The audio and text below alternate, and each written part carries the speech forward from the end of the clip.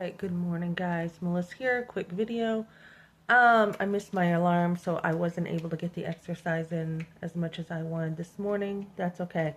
It's up close to Thanksgiving, the holiday, so you're getting something in. Plus, today I have cleaning, which is my exercise.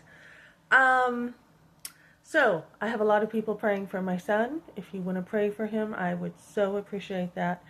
One of my friends said they think it's probably a psychosis of a mental breakdown, and I think that's what it is. Because when the police said there was a needle in his arm, they said it was done professionally. He had said something about walking out of a clinic. He had an orange shirt on, which a lot of clinics will have that. So I think there was some kind of help he went for, and then he didn't like it and he left.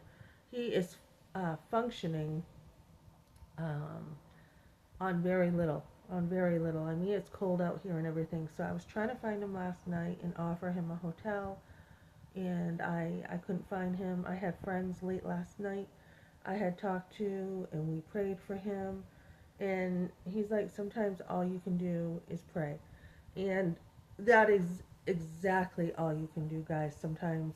But there are other times that you can do more. Like I had a maintenance guy come in here yesterday, and he's like, accusing us of plugging a toilet up with no investigation, no proof, nothing. And he's like, you're hard to read. I go, what do you mean by that when you say that? He goes, well, first I hear nobody's home, and then when we say we're going to change the locks on the door, all of a sudden you're home. And I said, you know what? I got a text from my sons that you were coming over, and I had just finished work, and I'm not, right down the road, so that's what happened. There are times to stand up for yourself. And then I think he walked out the door and said, bitch, you know, just because I spoke up. But yeah, trying to accuse people of things that you're not sure of does not go down well with me. And so there's a balance of both. And like my prayer warriors said last night, pray that God will take care of him. So it's tough, guys. There is suffering in life. There is, and you see people you love suffer, and it kills you. It kills you. Your heart is broken, and you're like, what can I do? And sometimes you can't do anything. And a lot of people just don't care. That's the biggest part. People don't care. If people cared more, we wouldn't have so many problems. And so yes, I am looking after my son. Jesus, he went after the ones who were lost. He went after the ones who needed a doctor and the ones who, were far from him. He says, if you're well, basically in scripture, who needs a doctor if you're well? But it's the sick who need a doctor, right? And so God is the great doctor and life, the great healer, the great counselor. And there's also some pun intended in that scripture too. Like, we all are sick, right? Who needs a doctor? All of us. We are all sinners.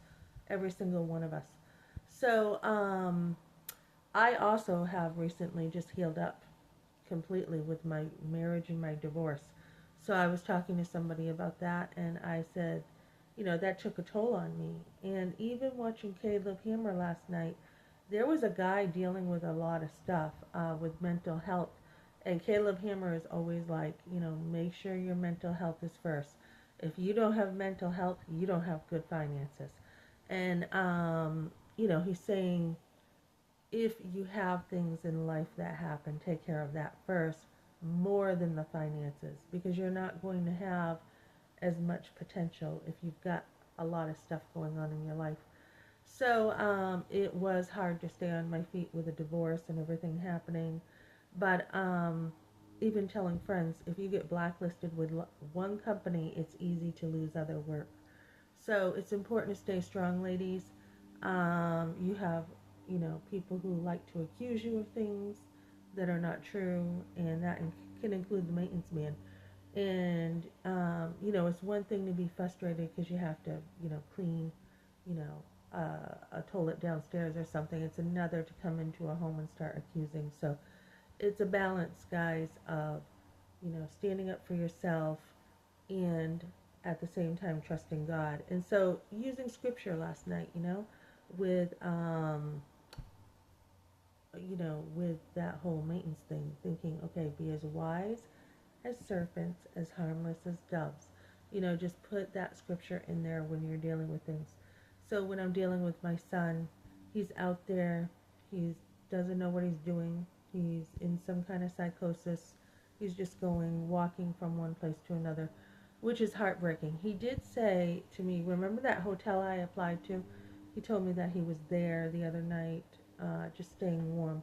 So he does have some cognizance, I can't even say the word cognizance this morning, of where he is. I mean, he is a survivor. He can be paranoid and still know where he is and survive. It is the weirdest thing. One minute he can be like he knows exactly what he's doing, and the other minute, with this whole thing, it's like, what are you saying? So I don't know how the mind works, but I have seen this before. So I don't think it's like just, oh, there's a drug problem.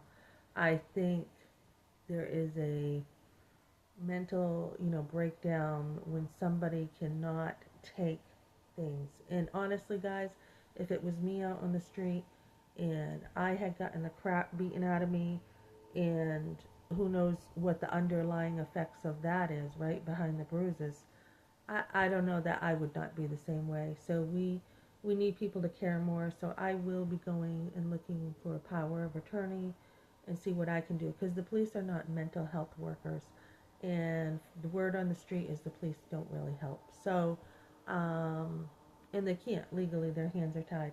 So there's other ways to do things, which I'm going to be looking into, because I cannot sit here not only as a human and not do something and see someone suffer, but as a Christian, we are more responsible for people more than anybody. So that's what I got for now, guys. I gotta get going. Okay, thanks for joining me.